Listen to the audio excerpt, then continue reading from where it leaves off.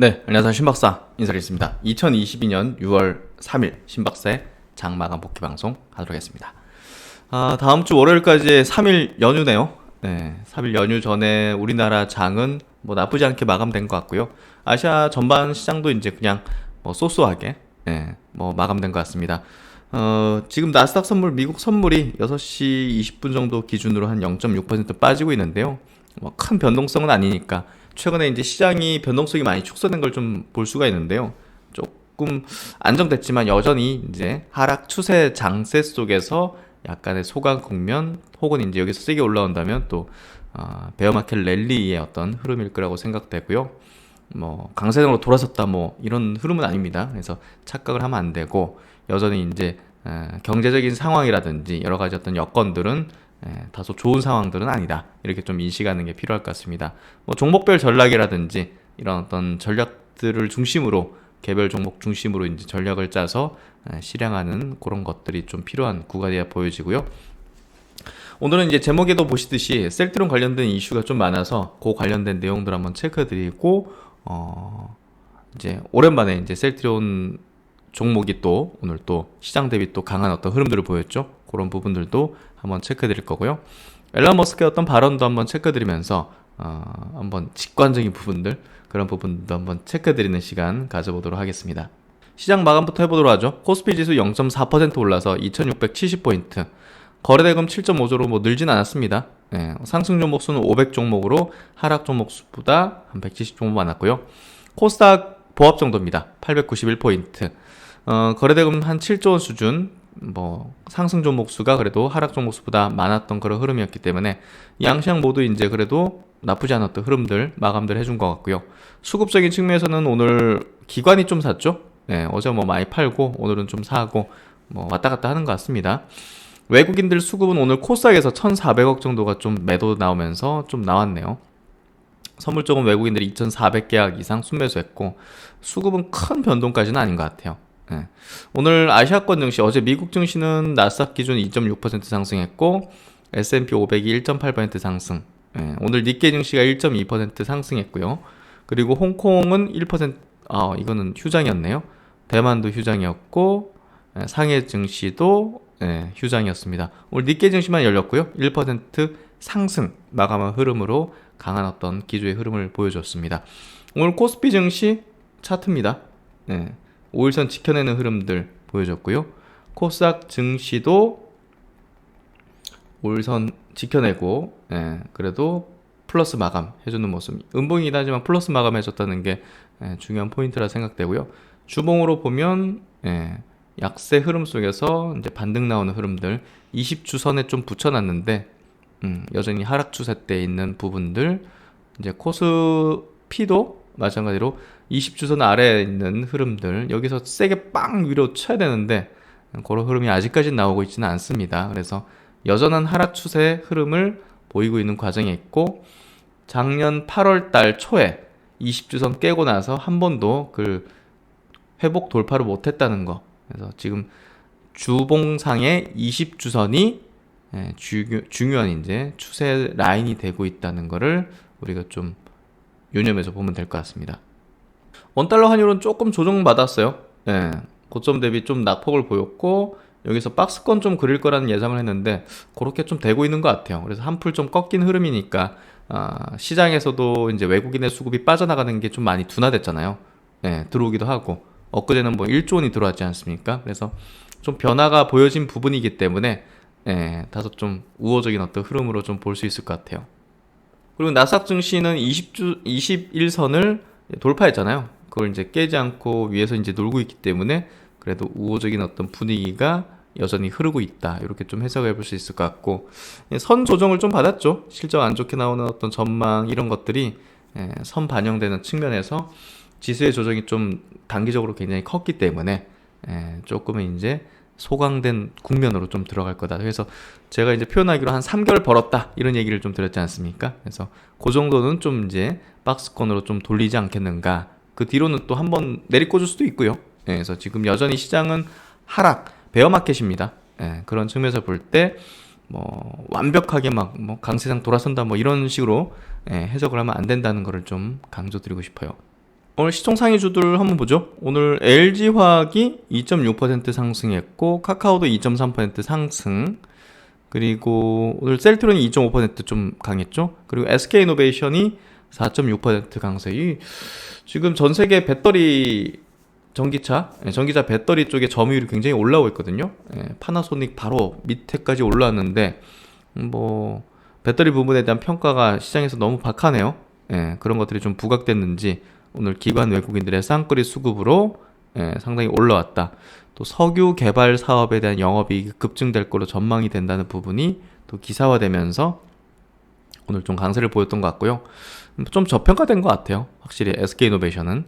카카오뱅크도 3% 상승했고 카카오페이가 2.8% 상승. 카카오 계열이 오늘 좀 좋았고 현대중공업이 오늘 5.8% 강세. 삼성 SDS 여기서 이제 좀 제가 그때 블록들이 있었잖아요. 대주주. 그때가 저점이었네요. 확실히. 그렇게 됐고 코스닥 쪽 넘어가면 오늘 코스닥은 보합이잖아요. 그러니까 빠진 시총 상위술이 좀 약세였네요. 에코프로미미 1.4% 조정, LNF도 3.9% 조정. 오늘 2차전지가 대체적으로 다 조정을 받았고 반도체 주요 종목도 조정을 받았고 심텍 4% 조정 받았고 그래서 시총 상위주가 좀 조정을 받으면서 나노신소재도 오늘은 3.9% 조정을 좀 받았습니다. 전반적인 바이오 주식들도 오늘 조정을 좀 받았다고 보시면 될 것 같아요. 그래서 코스닥은 아주 소형주들이 좀 좋았던 것 같고요. 조금 굵직했던 종목군들은 좀 조정을 받는 흐름, 그런 흐름이었던 것 같아요. 그래서 오늘은 종목별 특징점들이 그렇게 많지가 않았던 것 같아요. 그래서 수급 구도도 오늘 뭐 크게 변동사항은 없었던 것 같은데 한번 외국인과 기관의 동시 순매수 쪽도 한번 보면 SK이노베이션이 오늘 뭐 600억 정도 1위였네요. 연휴가 끼다 보니까 뭐 큰 어떤 변동 수급은 좀 없었던 것 같아요. SKC가 280억 정도, 현대솔루션, 하나솔루션, 태양광, 최근에 태양광 풍력이 많이 위로 밀고 올라오고 있어요. 친환경, 두산 퓨어셀도 그렇고. 그래서 이런 종목들 오늘 삼성바이오 셀트론도 수급이 우호적이었고요. 현대일렉트릭 이제 송배전 관련된 전력 관련된 기업들 제가 이제 지난번에 영상에서 한번 체크드렸는데 그런 기업들 최근에 주가 흐름이 굉장히 괜찮죠?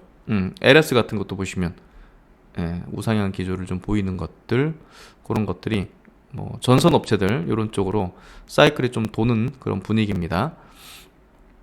코스닥 쪽 넘어가서 오늘 뭐 삼강 M&T 해상풍력 관련된 기업이죠. 이쪽 빅텍스페코는 이제 뭐 방산, 뭐 전쟁, 뭐 이런 쪽 테마주잖아요. 이런 쪽이 붙었네. 핵을 좀 핵실험할 거라는 예상들을 지금 하고 있잖아요. 지금 북한이. 그런 것들이 좀 영향을 미친 수급이 아니었나 생각되네요. 유니테스트, 요것도 수급이 좀 20억 정도 붙었네요.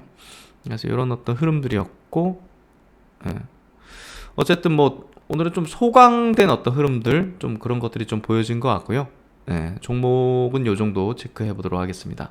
오늘 뭐 이슈는 셀트론 이슈를 좀 주로 다루도록 할게요. 오랜만에 이제 많은 이슈들이 나오기도 했고, 또 이제 셀트론 오늘 주가도 이제 다른 종목 대비해서 좋았죠. 그래서 최근에 이제 바닥을 다지는 형태가 나오고 있고, 또 이제 실적 성장이 내년부터 아마 본격화되지 않을까 생각이 되는 그런 이슈들이 많이 있습니다. 그래서 오늘 이슈 한번 체크할 텐데요. 첫 번째 이슈는 그 스텔라라 이제 바이오시밀러죠. 엄청난 이제 매출 성장을 내고 있는 스텔라라 바이오시밀러, 지금 9조 원 규모의 이제 매출, 뭐 조만간 10조 찍겠죠.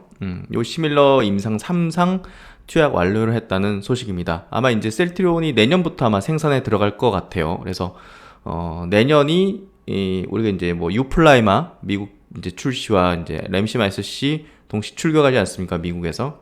그런 부분들까지 더해지면 내년도 실적에 대한 전망이 굉장히 좀 높아지게 될 거라고 생각이 되고요. 요 이슈부터 먼저 체크해보죠. 셀트리온이 자가면역 질환 치료제 스텔라라 바이오시밀러 CDP 이제 43 임상 3상 환자 투약을 완료를 했다.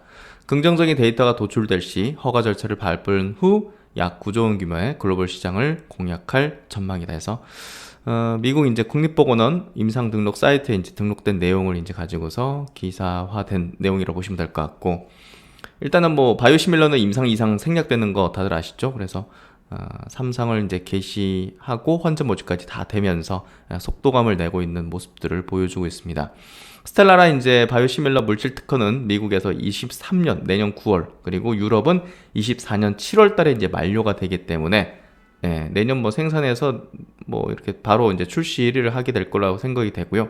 그만큼 내년도에 이제 실적이 대략 한 3조 원 가까이 아마 나오지 않을까 전망이 되거든요. 각 증권사별의 어떤 예측치도 이제 비슷하고요. 그만큼 내년도가 기대되는 그런 흐름이고, 뭐 먼저 이제 주가라는 건 바닥을 찍잖아요. 웬만한 어떤 우려했던 부분들이 다 반영되고 실적까지 이제 우려감 안 좋게 나온 것들 다 반영된 측면이 크기 때문에 앞으로의 어떤 지금 주가 수준에서 이제 두려움을 가진다든지 우려감을 가지는 건 저는 기우라고 생각합니다. 그런 부분들. 그래서 스텔라라 이제 바이오시밀러는 이제 우리가 잘 알듯이 뭐 계속 스터디를 했던 이제 약이니까 자가면역 질환 치료제죠. 얀센이 개발해서 건선, 크론병, 궤양성 대장염 등의 이제 치료제로 쓰고 있는 거고, 재작년 글로벌 매출이 8조 7천억을 이제 기록했다고 합니다. 이제 자가면역 질환 치료제는 이제 내성이 또 이렇게 생기다 보니까 계속 돌려봐요. 램시마 이용하다가 휴미라 또 이제 스텔라라 넘어가고 이런 식으로 하기 때문에 이 포트폴리오를 갖고 있는 게 중요한데, 뭐 사실 셀트리온은 램시마부터 휴미라, 바이오시밀러, 유플라이마, 그리고 스텔라라까지 갖추게 되면서 자가면역 질환 치료제 포트폴리오가 강화될 걸로 볼 수 있고, 글로벌 자가면역 질환 시장 규모가 20년도 기준에 125조, 엄청난 규모죠. 그래서 이제 유진투자증권 리포팅이 나왔는데 이익 성장이 23년부터 다시 시작될 걸로 판단이 된다. 휴미라 시장이 특허 만료로 열리기 때문이고, 특히 미국이 열리죠. 스텔라라 바이오시밀러 생산도 본격화되기 때문이다 했는데, 이 리포트 한번 체크해 드릴게요. 오랜만에 유진투자증권 한병화 연구원님께서 이제 쓰셨는데, 목표 주가 25만원 좀 하향을 했고, 투자 의견은 바입니다. 22년 매출은 증가하지만 영업이익 성장은 다소 좀 정체될 걸로 예상. 뭐 우리가 알고 있는 내용입니다, 사실. 그래서 올해 이제 매출액은 2.2조, 영업이익은 6,850억을 이제 기록하면서 매출액은 이제 15% 증가하지만 뭐 이제 뭐 키트라든지 이런 것들 영업이익은 9% 정도 감소할 걸로 추정이 되고, 마진율이 낮은 진단기기 매출 증가가 크고, 또 바이오시밀러도 상대적으로 마진율이 낮은 이제 미국의 이제 램시마 매출 비중이 높기 때문이다. 유럽에서 램시마 SC의 판매 성장은 지속되고 있지만 워낙 이제 많이 생산해서 헬스케어로 넘겼기 때문에 재고 수준이 좀 높다 보니까 추가 생산이 없는 것이 셀트리온의 이익 성장이 부진한 주 원인으로 볼 수 있고요. 산도즈가 또 바이오시밀러 사업 매각 관련해서 저가 공세를 펴고 있다는 부분도 이익률에 좀 부정적인 영향을 미치고 있다는 거. 하지만 이제 23년부터는 재성장세를 보일 것으로 예상을 하고 있고요. 미국의 최대 바이오 약품 바로 휴미라 시장이 특허 만료로 열리죠. 미국에서 거의 20조에 가까운 매출을 내고 있는 단일 제품이고, 또 이제 거의 고농도 바이오시밀러의 어떤 시장 점유율이 계속 높아지는 측면에서 이 고농도 휴미라 바이오시밀러의 셀트리온의 출격은 상당한 어떤 기대 가치를 높이고 있고요. 그래서 휴미라 바이오시밀러 그리고 램시마 SC를 내년에 이제 동시 미국 출시할 걸로 예상이 되고 있습니다. 또한 스텔라라 바이오시밀러 생산도 본격화되면서 셀트리온 매출 증대에 이제 영향을 미칠 걸로 예상되는데요. 내년도 매출액 예상 2.9조, 그리고 영업이익은 8,800억 원. 올해 대비 각각 30% 내외 정도 매출과 이익이 성장할 걸로 예상을 추정을 하고 있습니다. 글로벌 바이오시밀러 업체 위상 낮아지지 않아서 뭐 사실 뭐 경쟁 강도는 좀 강해졌지만 사실 과점 체제를 이룬다는 측면에서 뭐 성장해 나가는 그런 산업 속에서 또 이제 선두권의 어떤 지위를 가지고서 계속 이제 퍼포먼스를 낼 수 있는 그런 기업일 거라고 보고요. 셀트리온의 이익 성장이 가장 부진한 가장 큰 원인은 이제 코로나 관련한 대응에 상당한 노력과 인력과 이제 자금을 투입했기 때문이죠. 사실 단순히 우리가 이제 뭐 이익만 극대화시키는 그런 기업의 어떤 그 뭐랄까 목표에 치중했다면 사실 셀트리온이라는 기업이 주가가 이렇게 박살났을까요? 그러지 않았을 겁니다. 그만큼 공헌한 부분이 크고 인류에 공헌한 부분이 크고 또 상당한 또 보이지 않는 어떻게 보면 숫자로 찍히지 않는 그런 가치를 만들어냈죠. 레퍼런스를 쌓았고 셀트론한 이름을 이제 드높였고 또 신약을 개발한 그런 어떤 경험을 가지게 되다는 측면은 이거는 당장의 주가에 반영이 되지 못했지만 추후에 이제 새롭게 개발해 나갈 어떤 ADC 신약이라든지 여러 어떤 바이오시밀러의 어떤 앞으로의 어떤 그 레퍼런스에 영향을 미칠 거라고 봅니다. 그런 부분들이 결국은 언젠간 반영될 것이다. 지금 과도하게 저평가를 받고 있다. 이렇게 생각해 볼 수 있을 것 같고요. 주가 빠졌다고 기업에 대한 가치까지 완전히 무너졌다고 생각하시면 저는 오판이라고 생각합니다. 그런 부분에서 셀트론 그룹에 대해서는 사실 이제 3사 합병하면 셀트론이 이제 3사 지금 시총 합계보다 뭐 크게 이제 올라가거나 이러지는 못할 수도 있겠지만 어쨌든 기업의 어떤 그 외부적으로 이제 우려했던 어떤 요인들이 사라지고 소멸되고 디스카운트 요인들이 사라지면서 또다시 또 재평가할 수 있는 그런 부분들이 있을 거라 생각해요. 내년부터 시작될 미국의 휴미라 시장을 차지하기 위한 경쟁에서 어떤 성과를 거둘지에 따라서 셀트론의 미래 가치가 판가름 날 것으로 판단된다. 21년 휴미라의 미국 판매액만 거의 20조입니다. 173억 달러. 셀트론에게 사상 최대 시장이 열리는 것이죠. 내년에 재성장세로 진입한다면 주가는 지금이 바닥일 가능성이 높다. 투자 의견 바이. 목표 주가는 괴리율 확대와 시장 전체 밸류에이션 하락을 반영해서 30만원에서 25만원으로 하향한다. 시장 밸류에이션 하락했기 때문에 그런 부분들을 반영했다 보시면 될 것 같아요. 그래서 이제 유진투자증권 요 리포트에서 이제 구체적인 실적 전망에서 구체적인 품목을 보면 23년도 2조 8,060억 정도 매출액 전망을 하는데 램시마 SC를 3,540억으로 이제 전망하고 있네요. 내년도. 그리고 이제 유플라이마 쪽도 2,450억 정도 찍히는 걸로 전망을 하고 있다는 부분들. 그리고 이제 CTP43 스텔라라 바이오시밀러도 이제 생산에 들어가면서 1,300억 정도가 매출에 찍힐 걸로 전망을 하고 있네요. 그리고 이제 얼마 전에 나왔던 기사기도 한데요. 어제죠. 램시마 SC가 유럽 이제 류마티즘 학회에서 연구 결과를 공개했는데요. 정맥 주사보다 효과가 뛰어난 게 밝혀졌습니다. 이를 바탕으로 아마 이제 마케팅에 직판을 하고 있지 않습니까, 지금? 유럽과 이제 미국에서도 이제 직판으로 하게 될 텐데 그런 부분에서 상당한 마케팅을 좀 벌일 수 있는 그런 어떤 근거, 요소다. 이렇게 좀 우리가 보시면 될 것 같고 램시마 SC 램시마 점유율까지 밀어내면서 유럽 점유율 50%까지 늘린다는 그런 기사하고 이제 목표를 좀 잡고 있는 것 같아요. 바이오시밀러 시장 경쟁이 갈수록 치열해지면서 셀트론 그룹 등 국내 바이오 업체들이 오리지널 의약품보다 효과, 제형, 안정성 등을 개선한 바이오 베터에 승부를 걸고 있다. 유럽과 미국 시장에서 현지 유통사가 없이 직접 판매를 통해서 수익성을 높이는 방안에도 도전을 하고 있다.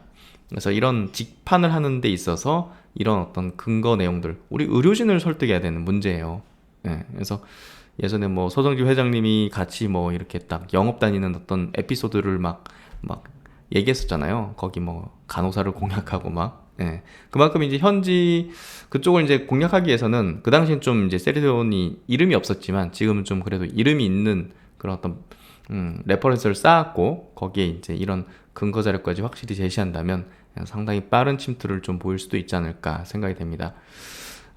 류마티즘 관련증 환자 344명을 대상으로 임상을 진행한 결과 램시마 SC가 인플렉시맙 IV 이제 정맥주사 제형 대비해서 질병 활성도와 관해율, 이제 치료율이라 불립니다. 대다수 임상 지표에서 개선된 치료 효능을 보였다고 설명을 했다. 그래서 류마티스 관절염 치료 목표에 부합하는 결과가 나왔다고 합니다. 그만큼 정맥주사 제형에서 SC로 교체했을 때 치료 효능이 좋아진다는 내용까지도 이제 포함이 되면서 한 교수는, 이 연구를 주도한 교수는 류마티즘 관절염 환자들은 질환을 효과적으로 통제하는 것이 중요하기 때문에 의약품 효능이 떨어지는 징후가 발견됐을 때 기존 치료 방식을 재검토할 필요성이 있다. 환자들이 램시마 SC로 교체하면 질병을 더욱 효과적으로 관리하면서 삶의 질을 개선할 수 있게 된다는 점이 확인된 것이다. 그만큼 상당히 또 매출이 늘어날 수 있는 그런 내용인 것 같아요. 유럽 현지 반응도 이제 긍정적이라고 해요. 예, 이탈리아 쪽에 이제 법인 근무하는 한 프로젝트 매니저는 램시마 SC를 바이오 베터로 이제 인정하고 있으며 집처럼 친숙한 환경에서 스스로 투여할 수 있다는 점에서 굉장히 긍정적으로 생각한다. 궤양성 대장염 의료진이 가장 긍정적인 반응을 보였고 경직성 척추염이나 피부과에서도 좋게 보는 분위기다. 램시마는 타겟 시장이 이제 9조 원인 반면에 램시마 SC는 TNF 이제 알파 억제제 시장 전체에 대한 타겟팅을 하고 있기 때문에 50조 원 타겟팅을 하고 있는 거죠. 그래서 같은 피하 주사 제형의 휴미라와 엠브렐이 경쟁 제품이라는 측면에서 상당한 어떤 이제 위로 이제 열려 있는 어떤 매출을 낼 수 있는 포텐셜을 갖고 있다. 이렇게 좀 평가를 하고 있는 것 같아요. 다만 일각에서는 램시마 SC의 유럽 시장 점유율이 기대보다 낮다는 지적도 나온다. 램시마 SC는 지난 4분기 유럽 주요 5개국에서 점유율 8%를 기록했다. 코로나19가 진정되면서 램시마 SC 점유율이 빠르게 높아질 것으로 보며 앞으로 2-3년 안에 유럽 시장 내에서 점유율 50%까지 끌어올리는 것이 목표다. 그래서 이런 목표들을 이제 삼고 있다는 거. 그래서 차근차근 이제 올리는 것 같고요. 이 항암제보다는 자가면역 질환 치료제는 조금 침투율이 느리기 때문에 그런 걸 좀 감안할 필요는 있는 것 같아요. 그리고 이제 여기 셀트론 합병에 대한 얘기를 하네요. 셀트론 그룹 합병도 해외 실적 개선에 도움이 된다. 셀트론 그룹이 하나의 회사로 합병하면 가격에 유연성이 생겨서 제품 경쟁력이 더욱 강해질 수가 있다. 지금 이제 셀트론이 헬스케어로 넘길 때 이제 그 수익을 보장하잖아요. 예, 그런 부분들이 이제 유연하게 할 수 있기 때문에 경쟁력을 또 강화시킬 수 있다. 이런 얘기를 좀 하는 것 같아요.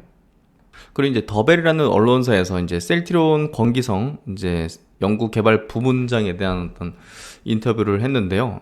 이제 우리가 이제 많은 관심을 갖고 있는 게 셀트론의 또 ADC 신약 아니겠어요? 예, 이 부분에 대한 질문을 한 부분도 들어보도록 하죠. 항체 기반으로 고부가가치 창출이 가능하다. 예, 셀트론이 갖고 있는 강점은 이제 항체 이게 개발 능력이죠. 그래서 결국은 이제 차세대 항체 이제 모델리티 신약 개발은 지금 ADC 쪽하고 이중항체 쪽이 가장 활발하게 이제 진행되고 있지 않습니까? 그런 부분에서 셀트론의 선택은 이 항체 약물 복합 이제 ADC 쪽으로 이제 기울어서 이제 개발을 하고 있고요. 내용을 한번 보죠. 셀트론은 20년간 쌓은 바이오시밀러 성과를 딛고 신약이라는 새로운 분야에 도전을 하고 있다. 저변을 넓히는 통로는 우선 영국의 익수다와 협업하는 ADC, 항체약물 접합체 분야다. 항체의 강점을 가진 만큼 관련 분야에서 신약 개발을 추진하겠다는 목표다. 이에 더해서 마이크로바이옴, 디지털 치료제, mRNA 유전자 치료제까지 보고 있다. 권기성 셀트론 연구개발 부문장에게 관련 내용을 들어봤다. 지금 이제 ADC 선택한 이유, 어떻게 되고 있는가 이렇게 질문했는데요. 어쨌든 기존의 항체 치료제하고 시너지를 낼 수 있는 ADC를 주목하게 됐다는 거 우리가 이해할 수 있는 부분이죠. 익수다는 ADC에 특화된 곳으로 우리의 니즈에 부합한다고 판단해서 투자를 결정했다. 그래서 레고캠 바이오하고 연결되어 있는 부분들 우리가 잘 기억하면 될 것 같고요. 익수다는 올해 2개 파이프라인에 대해서 FDA 허가 신청, IND를 이제 신청할 예정입니다. CD19 타깃 비세포 암종과 헐투 타깃 유방암, 위장암 파이프라인. 임상은 셀트론도 협업한다고 하고요. 개발 과정도 계속 모니터링하면서 이 경험적인 부분들을 공유를 하고 있다고 합니다. 임상에선 임상 디자인이 매우 중요하다. 익수다에서는 실제 제품을 허가까지 끌어본 경험이 없기 때문에 임상 디자인 기획과 FDA 대응 등에선 셀트론이 협조할 부분이 많을 것으로 예상한다. 그래서 익수다도 자기들이 이제 부족한 부분들을 셀트론으로부터 이제 얻어내가지고 같이 시너지를 내겠다는 어떤 심산이었던 것 같아요. 셀트론이 워낙 이제 글로벌 이제 허가 기관들하고 이제 협조를 이제 많이 했기 때문에 경험이 상당히 풍부하죠. 그래서 신약 개발 파이프라는 지금 어떤 걸 현재 추진하고 있는가라는 질문에 항체 기반 신약인 항체, ADC 및 이중 항체, 그렇죠? 항체 기반으로 이제 차세대 이제 기술들을 가지고서 이렇게 개발하는 쪽을 가장 중점을 두고 있다고 얘기하는 거고, 또 디지털 헬스케어 쪽, 디지털 치료제라든지 이런 쪽도 개발을 하고 있다. 결국 이제 사업 개발 방향은 기술 이전을 이제 생각하고 있고, 결국 이상 단계에서 팔겠다는 심산 같아요. 이상까지는 충분히 회사에서도 자금력이 있기 때문에, 예, 뭐 삼상 넘어가면 이제 뭐 수천억 단위가 들어가니까 거기서부터는 리스크를 좀 분산해야겠다는 심산을 갖고 있던 것 같고, 그게 이제 어떻게 보면 현명합니다. 그래서 타깃을 찾고 약의 유망성을 판단하는 건 임상 이상에서도 가능하다. 이상에서 효능도 좋고 독성에 문제가 없다면 3상 성공률도 대폭 올라간다. 이상을 성공하면 이제 기술 이전 가격이 엄청나다는 거, 이 부분을 뭐 잘 알고 있기 때문에 이상까지 또 끌고 갈 수 있는 역량을 갖고 있다는 측면에서 볼 때 이상에서 아마 라이센스 아웃 추진들을 아마 하게 될 것 같아요. 단독 개발을 하거나 파트너링을 통한 리스크 분산을 할 수 있을 것으로 예상을 한다. 항체 외 세포 치료제나 유전자 치료제 등 다른 바이오 의약품으로 넓혀 나갈 계획이 있는지. 지금 이제 뭐 아까 이제 디지털 헬스케어 분야, 그리고 또 고바이오랩하고 이제 마이크로바이옴 협업을 하고 있죠. 그래서 이런 분야까지 영역을 확대해서 자체 파이프라인을 개발하고 있다. 디지털 치료제 그리고 마이크로바이옴 쪽은 선진국과 기술 격차가 거의 없거나 적은 영역이기 때문에 타겟팅하는 것 같아요. 아직 구체적으로 오픈할 단계는 아니지만 현재 국내 디지털 치료제 비상장사와 협업을 논의를 하고 있다. 어딜까요? 마이크로바이옴은 이제 고바이오랩과 공동 개발을 하고 있고, 이외에도 마이크로바이옴 쪽으로 구상하고 있는 게 있다. 한낱 선언이 아니라 실질적인 액션을 취하고 있다. 세포 치료제는 플랫폼이 전혀 없다. 유전자 치료제는 mRNA 쪽으로 별도의 팀을 꾸려서 기술 내재와 연구를 하고 있는 상황인데, 일단 세포 치료제 쪽이 이제 조금 부족하죠. 그동안 어떤 내용들도 좀 나온 게 없었어요. 그래서 이 부분을 앞으로 어떻게 만들어 나갈지 기대를 좀 해봐야 될 것 같습니다. 그리고 이제 매년 한 개 바이오시밀러 출시 비전은 유효한지 했는데, 뭐 이거는 뭐 그렇게 목표로 개발을 진행하고 있다고 얘기를 하고 있고, 지금은 뭐 차근차근 잘 되고 있죠. 후속적으로 지금 뭐 졸레어라든지 프롤리아, 아일리아, 스텔라라 같은 것들, 악템나 이런 것들 잘 파이프라인 개발들을 하고 있기 때문에 뭐 목표한 어떤 매년 한 개 이상의 의약품 허가 목표, 아직까지는 뭐 순조롭게 좀 되는 걸로 볼 수 있을 것 같고요. 나중에 이제 뭐 면역 항암제 쪽으로 이제 진행을 하게 되면 보다 더 시장에서도 관심도가 아마 높게 될 것 같습니다.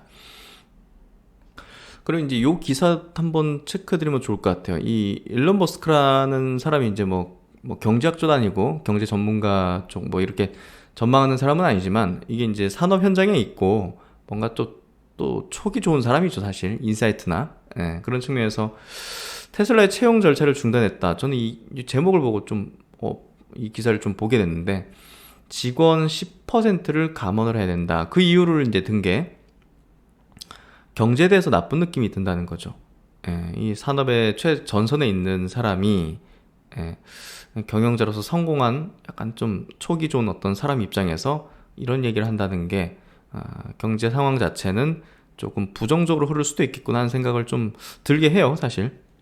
그래서 어쨌든 이제 일론 머스크 어떤 이런 액션, 감언을 하는 부분들, 또 경제에 대한 느낌적인 부분이죠, 자신이 느끼기에도. 그래서 이런 것들을 한번 생각해봐도 좋을 것 같아요.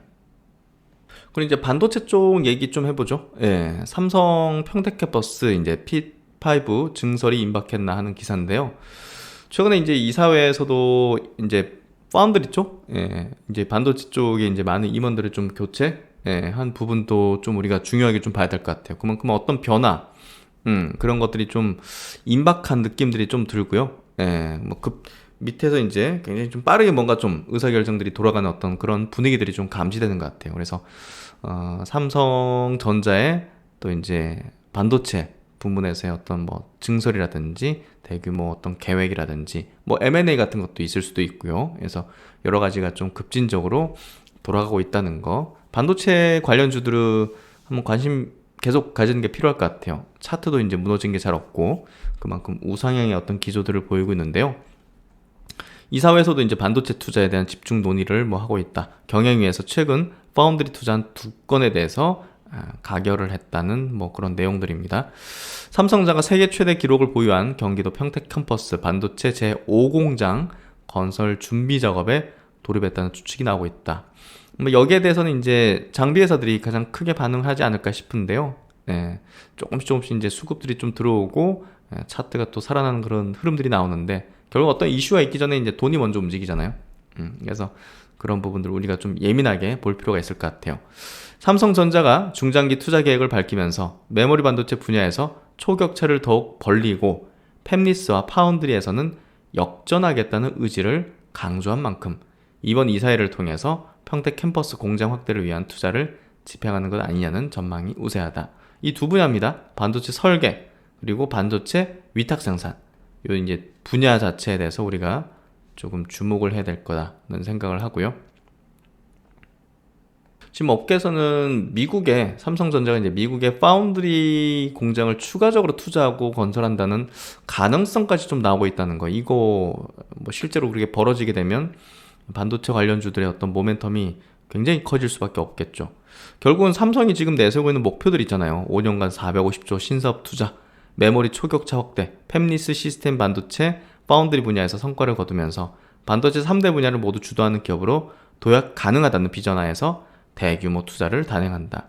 그래서 미국의 추가적인 투자 가능성, 이런 부분들이 지금 올라오고 있고, 텍사스주에다가 챕터 313을 신청했다. 이게 뭐냐면 일정 규모 이상 투자를 통해서 일자리를 창출하는 기업에 주정부가 10년 동안 재산세를 감면해주는 텍사스주의 세제 혜택 프로그램이라고 하는데요. 이런 부분들이 이제 걸쳐놨다는 거, 추가 투자할 수 있다는 부분들, 가능성들이 열려 있다는 거죠. 그래서 이런 부분들이 우리가 조금 예민하게 주목해 볼 만한 포인트. 14건의 반도체 관련 투자를 또 승인했다는 부분들, 지난해 총 9차례 이사회를 열고 해서 이런 부분들, 올해는 지난달 27일까지 이미 6차례나 이사회를 열어서 20건의 반도체 관련 투자안을 가결했다는 거. 삼성이 반도체 초강대국 달성을 주도하겠다고 공표한 상태라 투자를 통한 국내외 공장 증설과 향후 대형 M&A 등이 기대되는 상황이라고 말했다. 그래서 앞으로 이제 반도체 분야에서 반도체 관련 주들의 주가 퍼포먼스가 그래도 좀 하반기로 갈수록 강해지지 않겠는가 하는 생각이 드는 그런 내용들이 계속 나오고 있다고 보시면 될 것 같습니다. 그리고 이제 오늘 한 가지 제가 좀 중요한 거 빠뜨렸네요.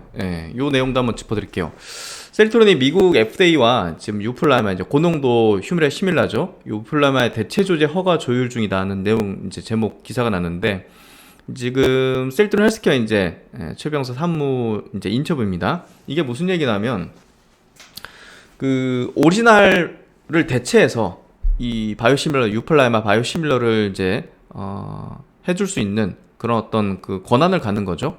그래서 이걸 허가받게 되면 약국에서도 이제 뭐 대체 조제를 해줄 수 있으니까 빠르게 침투한다든지 그런 부분들이 가능해진다는 부분에서 사실상 굉장히 임팩트가 큰 어떤 내용이 될 것 같은데, 이제 허가를 받게 되면 그런 내용을 이제 여기 셀트론 헬스케어 최병서 글로벌 마케팅 본부장이 이제 인터뷰에서 밝힌 거고, 직판에 대한 어떤 부분들은 워낙 이제 바이오시밀러 시장 자체가 좀 경쟁이 치열해지다 보니까 거기서 시장 경쟁의 어떤 우위를 위한 어떤 전략이다, 이런 얘기를 좀 하고 있는 것 같습니다. 그래서 이제 미국 시장에서 처음으로 직판하는 제품은 이제 아바스틴 바이오시밀러 CDP16이 이제 될 걸로 예상이 되고 있고, 또 이제 6월달 중으로 올해 이제 6월달 중으로 미국 FDA에 현재 이제 개발 중인 이제 그 아까 이제 그 삼상 환자 다 모집했다는 그 스텔라라 바이오시밀러 CDP43 품목 허가를 신청할 예정이다 해서 내년 이제 9월달에 그 특허 만료 시기니까, 그거니까 곧 전까지 허가를 획득한다는 방침을 정하면서 이런 내용까지 이제 같이 인터뷰에서 얘기를 했습니다. 휴미라 바이오시밀러 같은 경우는 내년 7월 출시를 앞두고 있다는 거, 내년이 상당히 기대되는 어떤 포인트, 지금이 주가 바닥일 가능성이 매우 높은 그런 이유입니다.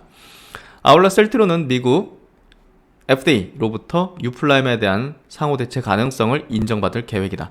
이른바 대체 가능 바이오시밀러로 허가를 받겠다는 것으로 이 경우 약국에서 오리지널 의약품 대신 유플라이마를 대체 조제할 수 있다. 대체 가능 바이오시밀러의 경우 혈중 농도만 체크하면 되는데 아달리무맙 임상은 24에서 28주 사이에 1차 평가 변수가 나온다. 약 6개월이 걸린 셈이다.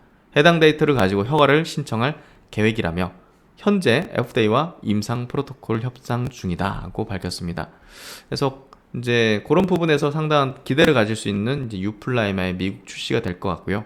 그리고 이제 유럽에서 직판하고 있는 램시마 SC는 24년에 미국 시장에 출시할 계획을 잡고 있네요. 내년이 아니라 내후년에 시장 출시 계획을 잡고 있다는 내용이고요.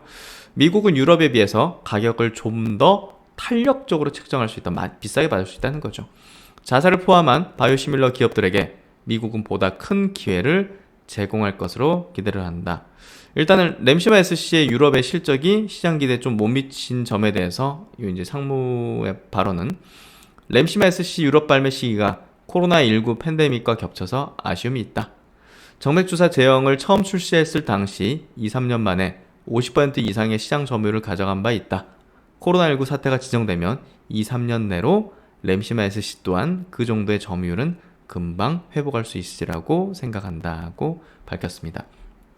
어쨌든 이 대체 조제 허가를 받기 위한 어떤 노력은 또 허가를 받게 되면 상당한 또 가능성에 대한 부분을 우리가 또 주목해 볼 수 있지 않을까 생각되는 그런 내용이고요.